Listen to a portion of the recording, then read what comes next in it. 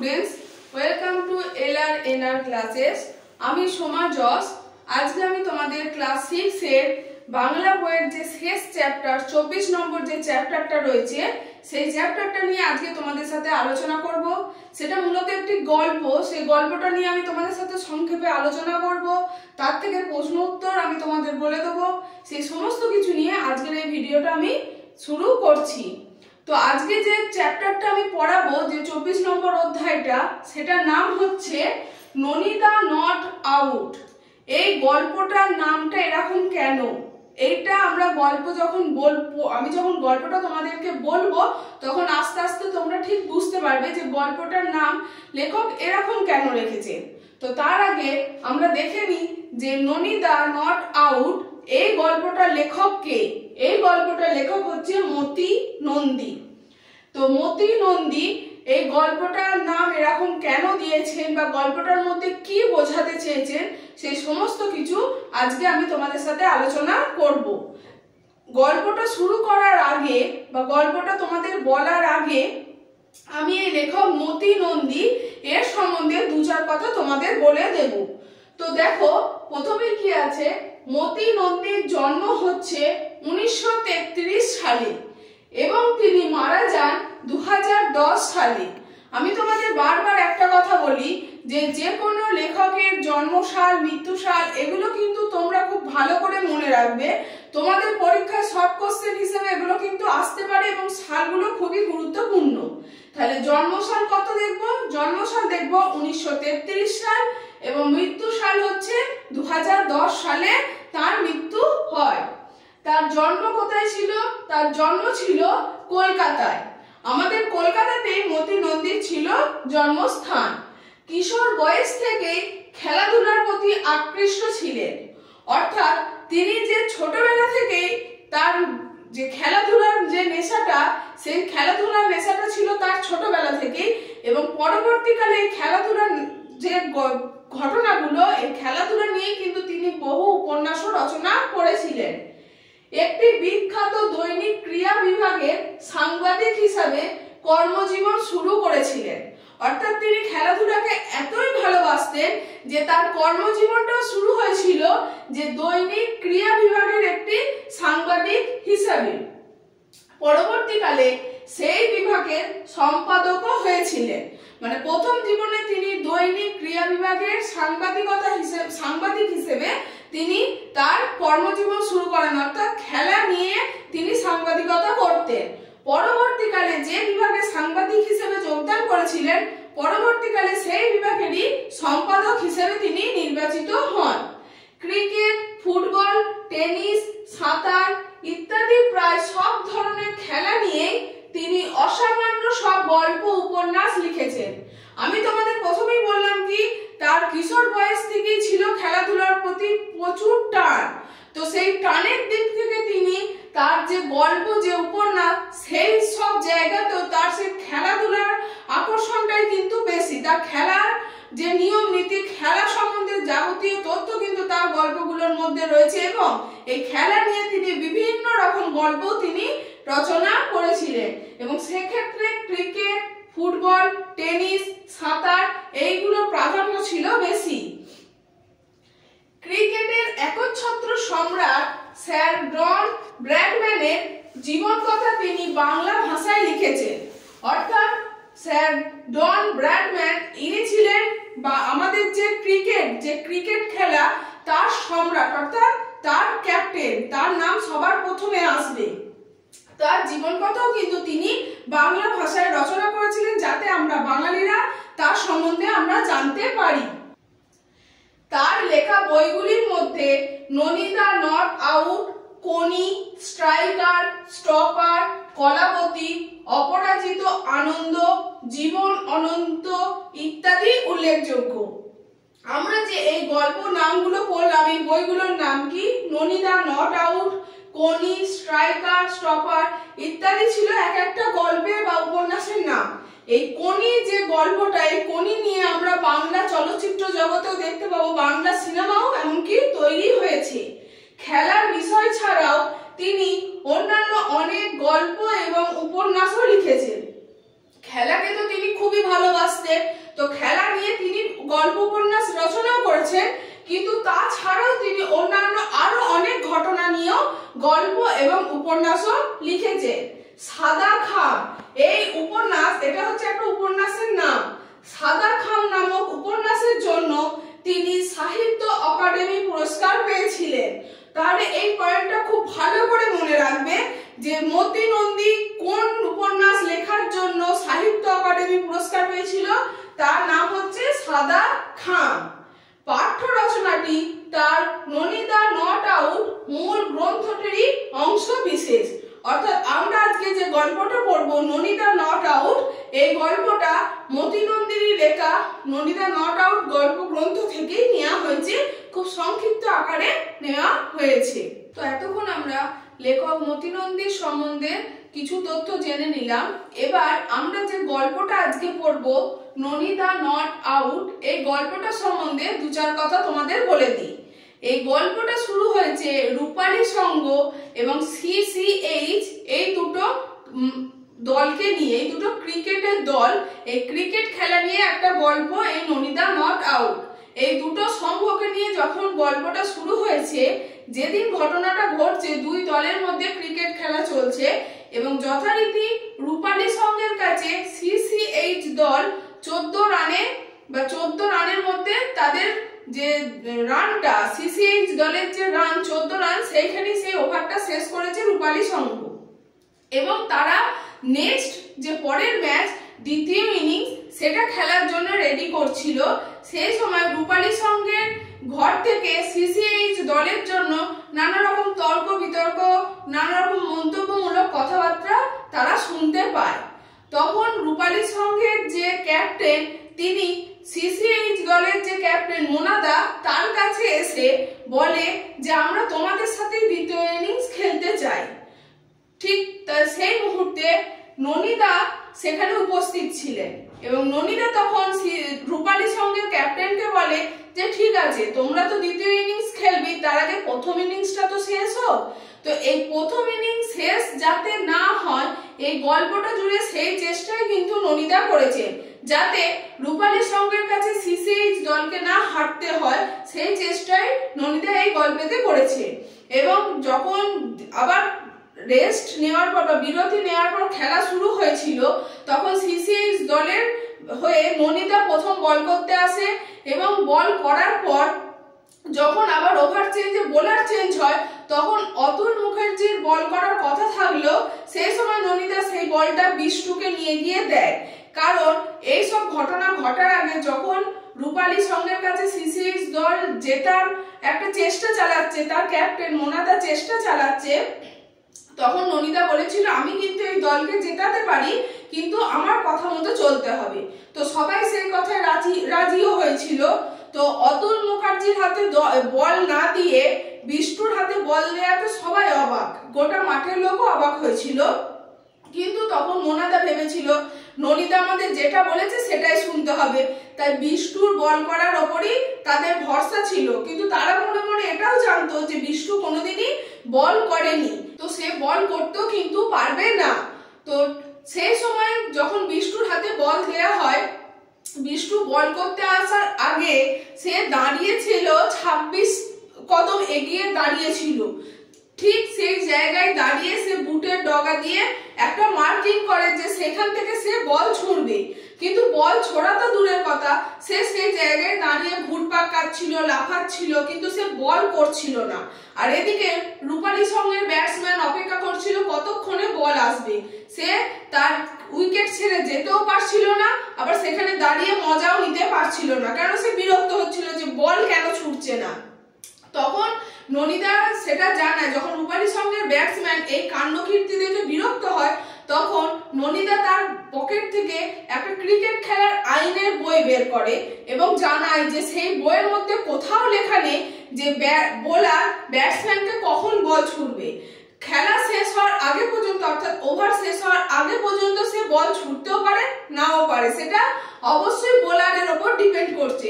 এরকম কোনো আইন নেই যে বোলারকে দাঁড়িয়ে থেকে সর্বক্ষণ বল ছুড়ে যেতে হবে আর ব্যাটসম্যান তার বলকে খেলার মাধ্যমে ছুড়বে, এটা কোথাও কিন্তু লেখা নেই, ক্রিকেট বইয়ের আইনে কোথাও কিন্তু তো খেলা শেষ হওয়ার কথা ছিল বিকেল 5টার সময়।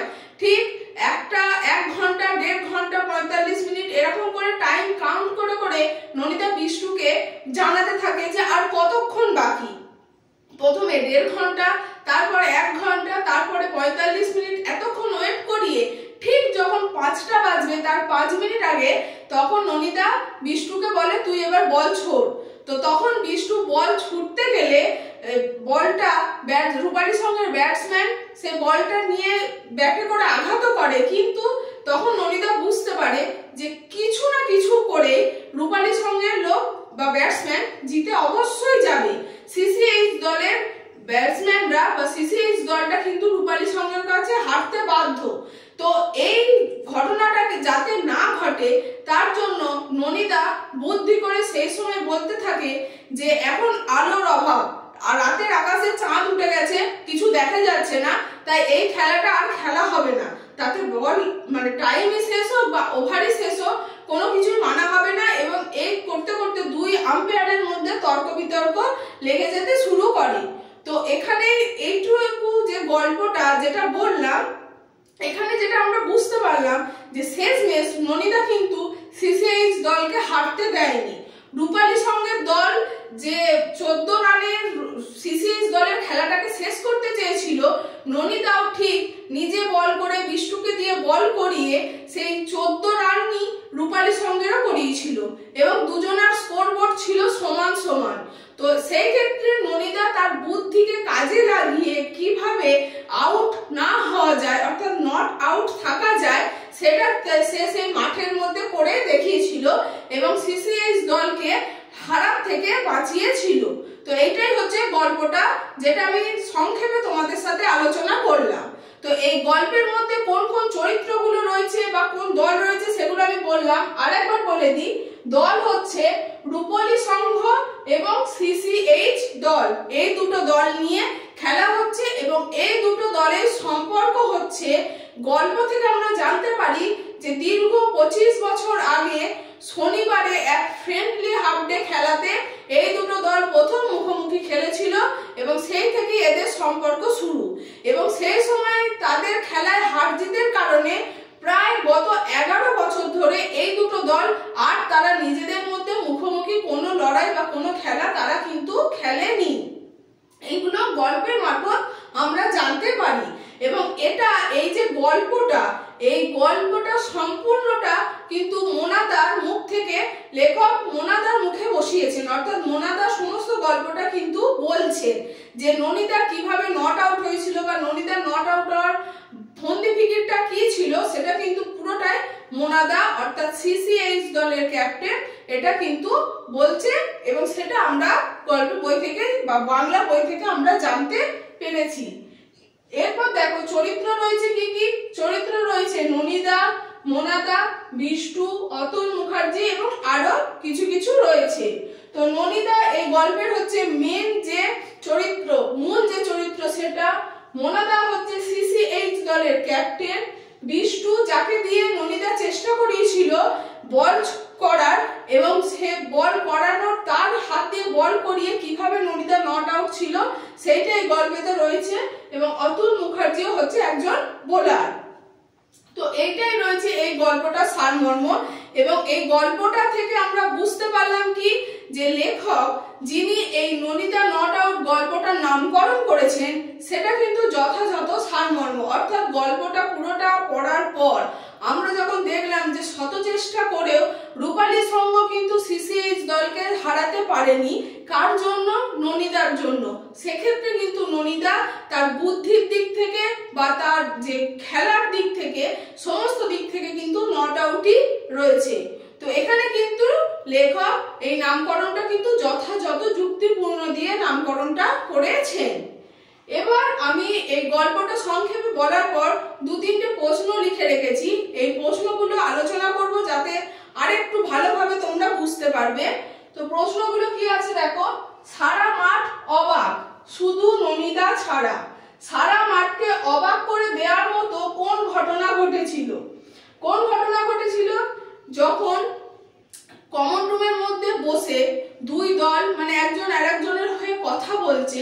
রূপালী সংঘ চাইছে সিসিএইচ দলের থেকে জিততে, এবং তার জন্য জিততে হলে তাদেরকে দ্বিতীয় ইনিংস খেলতে হবে। ঠিক সেই সময় মোনাদা অর্থাৎ সিসিএইচ দলের ক্যাপ্টেনকে বলেছিল যে আমি এই ফার্স্ট ইনিংসে কিন্তু তোমাদের জেতাতে পারি, এবং সেটা কিভাবে করব, সেটা করতে হলে আমার বুদ্ধিতে তোমাদের চলতে হবে। তো তাতে সবাই রাজিও হয়েছিল, এবং সেই বুদ্ধিটা কি ছিল? ননিদার বুদ্ধিটা ছিল বিষ্টুকে দিয়ে বল করানো। এবং যখন মাঠের মধ্যে অতুল মুখার্জির হাতে বল না দিয়ে বিষ্টুর হাতে বল দেয়া হয়, তখন কিন্তু মোনাদা সহ সবাই অবাক হয়েছিল। এবং এর কারণ কি, এটা জানার ক্ষমতা কারোর পক্ষেই ছিল না, যেহেতু ননিদার কথাতেই সবাই কথা রাখবে, এই কথাটা সবাই দিয়েছিল যে ননিদার কথা মতোই সবাই চলবে। তো ননিদা যখন বিষ্টুকে বল দেয়, ঠিক সেই সময় বিষ্টু বলটা নিয়ে তার 26 কদম এগিয়ে যায়, এবং এগিয়ে যাওয়ার পর সেখানে বুটের ডগা দিয়ে দাগ কাটে, যে সেটা মার্কিং করে যে সেখান থেকে সে বল ছুড়বে। কিন্তু ওভারের কাজ পর্যন্ত, উইকেটের কাজ পর্যন্ত সে দৌড়ে গেল, সে বল ছোড়ে না। সে কি করতে থাকে? সে বল নিয়ে সে মাঠের মধ্যে ঘুরতে থাকে, লাফাতে থাকে, নাচতে থাকে, এই সমস্ত কর্মকাণ্ড করতে থাকে। এই সমস্ত কর্মকাণ্ড করার জন্য মাঠেতে প্রচুর লোক জড়ো হয়, যা থেকে কিন্তু সবাই অবাক হয়েছিল। ননিদা সে ঘটনায় অবাক হলেন না কেন? কেন ননিদাই একমাত্র এই ঘটনাটা সম্পূর্ণ জানতেন, যেটা তিনি বিষ্টুকে বুঝিয়েছিলেন আলাদাভাবে ডেকে। এই ঘটনার কথা কিন্তু ননিদা আর কাউকে কিন্তু বলেনি, অর্থাৎ কেউ আর জানতো না। তো বিষ্টুর এই যে কর্মকাণ্ড করা, অর্থাৎ লাফানো, দৌড়ানো, বসে পড়া, নাচা, এইসব কাজগুলো যে বিষ্টু বল হাতে করে করছিল বল না ছুড়ে, তো এই কাজটার জন্য ননিদা অবাক হয়নি। তার একটাই কারণ, যে এইগুলো সমস্ত কিছু বিষ্টু ননিদার বুদ্ধিতেই করছিল, তাই ননিদা এই কর্মকাণ্ড দেখে কিন্তু অবাক হয়নি। এর পরের প্রশ্ন কি আছে? নতুন এক সমস্যার উদ্ভব হলো। নতুন সমস্যাটা কি?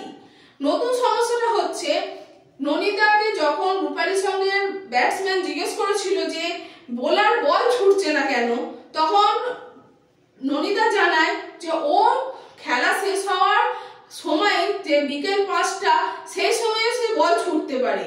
সেটাতে রূপালী সংঘের ব্যাটসম্যান রাজি না হওয়ায় ননিদা তার পকেট থেকে একটা ক্রিকেট খেলার আইন এই নামক একটা বই বের করে, এবং তাতে তিনি দেখান যে ব্যাটসম্যান সময়ের আগে পর্যন্ত যখন ইচ্ছা তখন বল ছুটতে পারে, তাকে যে এখনই বল ছুটতে হবে এরকম কোনো আইন কিন্তু বইতে লেখা নেই। এই কথাটা বলে যখন বোলার অর্থাৎ বিষ্টু সেই বল নিয়ে ঘুরপাক খাচ্ছিল, লাফাচ্ছিল, বল ছুটছিল না, ঠিক 5টা বাজার 5 মিনিট আগে সে বল ছুটতে শুরু করে, এবং বল ছুটতে শুরু করলে টাইম শেষ হয়ে যায়, রাতের আকাশে চাঁদ উঠে যায়। তো বোলার বল ছোড়ার পর রূপালী সংঘের যে ব্যাটসম্যান সে উল্টোপাল্টা ভাবে ব্যাট করতে থাকে। তো তখন দুই আম্পায়ারের মধ্যে তর্ক বিতর্ক শুরু হয়ে যায়, যে টাইম সময় শেষ হয়ে যাওয়ার আগে পর্যন্ত বল ছোড়া যদি যেতেও পারে, তাহলে ওভার শেষ না হওয়া পর্যন্ত কিন্তু খেলা শেষ করা যাবে না। এই নিয়ে তর্ক বিতর্ক শুরু হতে হতে মাঠের মধ্যে বিষ্টুর যে কর্মকাণ্ড, অর্থাৎ লাফানো, দৌড়ানো, বল না ছোড়া, এইসব কাজগুলো দেখার জন্য, পাগল হয়ে যাওয়ার মতো অভিনয় করা, এইগুলো দেখার জন্য মাঠের চারিদিকে লোকজন জড়ো হয়ে যায়। এবং যেহেতু খেলা চলছিল না, সেই সময় বিরক্ত হয়ে অনেকে বাড়িও ফিরে যাচ্ছিল, আবার অনেকে বিষ্টুর কর্মকাণ্ড দেখার জন্য মাঠে আসছিল। এই সমস্ত ঘটনা নিয়ে এক নতুন সমস্যার উদ্ভব হয়েছে বলে লেখকের মনে হয়েছে। এরপর কি বলছে? চটপট মঞ্জুর হয়ে গেল। কোন আবেদন মঞ্জুর হয়ে গেল? যখন 5টার সময় খেলা শেষ হওয়ার কথা, সেই সময় যেহেতু আম্পায়াররা তর্ক বিতর্কে জড়িয়ে পড়েছিল, সেই সময় যে আবেদনটা করা হয়েছিল সেটা হচ্ছে আলোর অভাব, অর্থাৎ মাঠের মধ্যে আলো ছিল না, তাই খেলা কিভাবে চলবে এই আবেদন করে সেই পাঠানো হয়েছিল, অর্থাৎ ক্রিকেটের যে উপর মহল সেখানে পাঠানো হয়েছিল। তো সেই সময় এই আলোর অভাব, এটা হ্যাঁ সত্যি, এটা ভেবে এই আলোর অভাবের আবেদনটাই কিন্তু মঞ্জুর করা হয়েছিল।